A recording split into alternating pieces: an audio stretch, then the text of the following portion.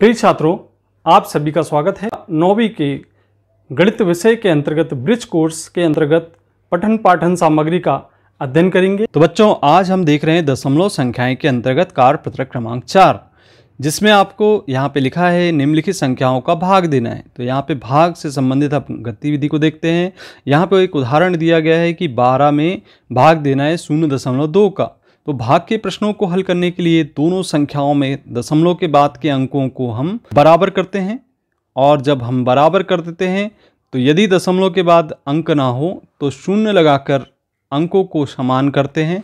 और इसके बाद हम देख रहे हैं यहाँ बच्चों 0.2 में दशमलव के बाद एक अंक है, इसलिए हम 12 को 12.0 लिखेंगे, और 12.0 भागित 0.2 अंक समान होने पर दशमलव को छोड़कर प्राप्त संख्याओं का हम भाग दे देते हैं। तो यहाँ पे बच्चों 12 को हम 12.0 लिख दें, और यहाँ पे 0.2 को 2 लिख दें, और यहाँ 120 में हम 2 का भाग दे देते हैं। इस प्रकार से बच्चों हमें यहाँ पे भाग की संक्रिया को सरल करना है। तो यहाँ आप देख रहे हैं पहला प्रश्न, जिसमें आपको लिखा हुआ है 400 में भाग देना है 0.1 से। तो बच्चों यहाँ पे 400 में हमें भाग देना है 0.01 का। तो इस प्रकार के प्रश्नों को सरल करने के लिए सबसे पहले यहाँ पे हम दशमलव को हटाएंगे, और यहाँ पे दशमलव को जब हटाते हैं तो दशमलव के बाद एक संख्या नहीं, दो संख्याएं हैं, तो यहाँ पे हम एक के बाद 2 शून्य लगाएंगे, और इस प्रकार से यहाँ पे इसे हम गुणा के चिन्ह में परिवर्तित करते हैं बच्चों। तो यहाँ पे होगा 400 गुणित 100/1। तो बच्चों इस प्रकार से इसे हमने लिख दिया। यहाँ पे 400 गुणित 100/1। अब हम ऊपर की संख्याओं का आपस में गुणा कर लें बच्चों, और नीचे की संख्याओं का यदि कोई अंक कैंसिल होता है तो उसको कैंसिल कर सकते हैं। तो 400 में 100 का जब गुणा करते हैं तो कितने शून्य हैं, आप उतने शून्य लगा दीजिए। यहाँ पे 2 शून्य और बढ़ जाएंगे बच्चों। तो इस प्रकार से इसका जो हल है वह होगा 40,000 के रूप में।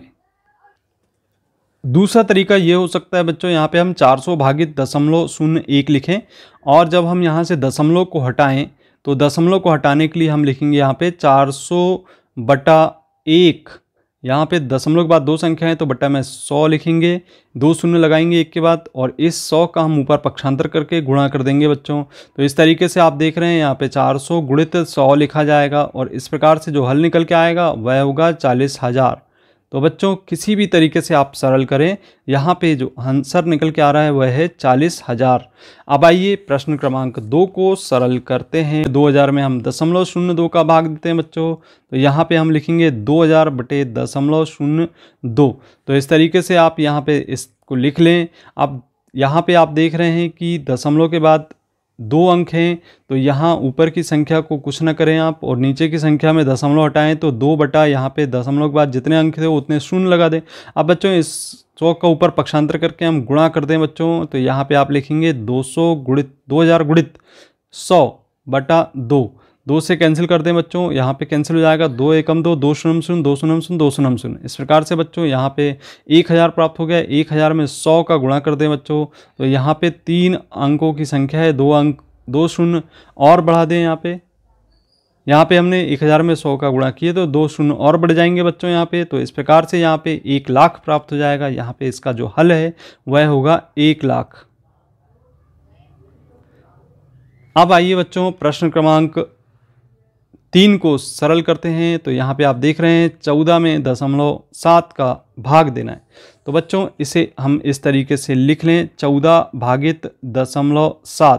तो बच्चों ये हमने लिख दिया 14 भागित 0.7। अब आप देख रहे हैं दशमलव के बाद एक अंक है, तो यहाँ पे लिखेंगे 14/7/10। तो 10 का पक्षांतर ऊपर कर दें बच्चों यहाँ पे। तो जैसे ही हम 10 का पक्षांतर ऊपर करते हैं तो ऊपर गुणा हो जाएगा बच्चों इसका, और आप देख रहे हैं यहाँ पे बचेगा,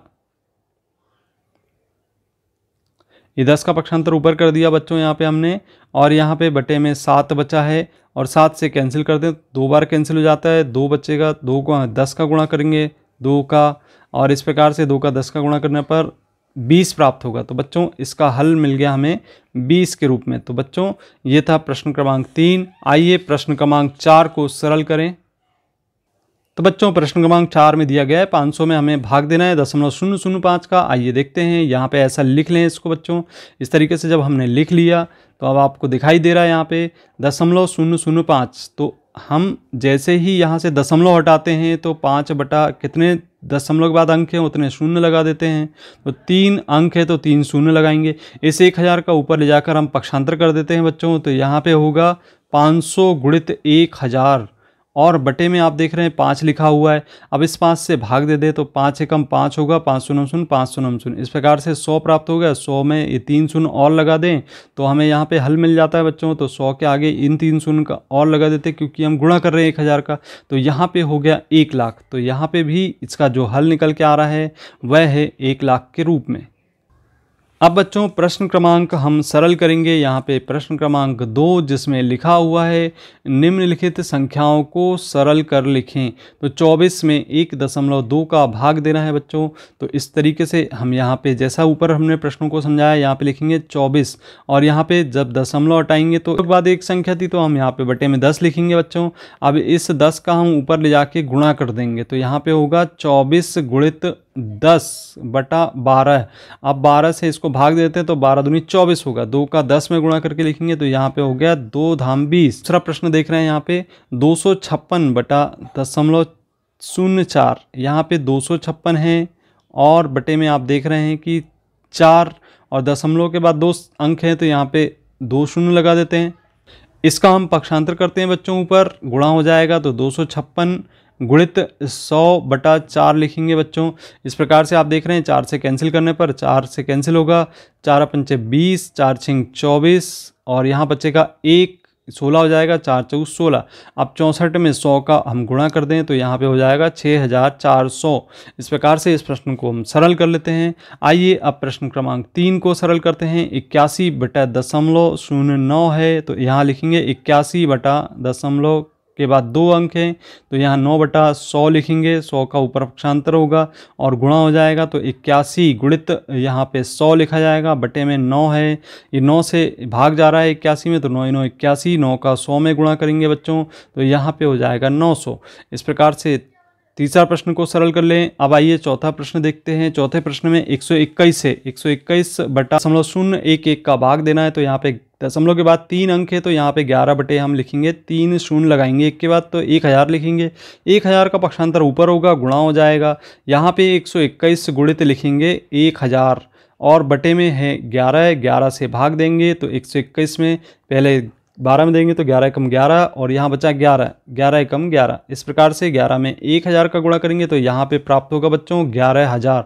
इस प्रकार से आपने देखा कि ये हम भाग को बड़ी आसानी से सरल कर लेते हैं। आप इस विधि का उपयोग कीजिए, बहुत ही आपको अच्छे से समझ में आ गया होगा, बहुत ही अच्छे से आप कर सकते हैं इसको। इसके बाद आप यहाँ पे कुछ वीडियो देख रहे हैं स्क्रीन पर, इसको आप यदि पिछले वीडियो नहीं देखें तो क्लिक करके देख सकते हैं। और यदि अभी तक इसी प्रकार के वीडियो को देखने के लिए आपने चैनल को सब्सक्राइब नहीं किया तो चैनल को ज़रूर सब्सक्राइब करें और बेल आइकन को प्रेस करें। मिलते हैं अगले वीडियो में, धन्यवाद।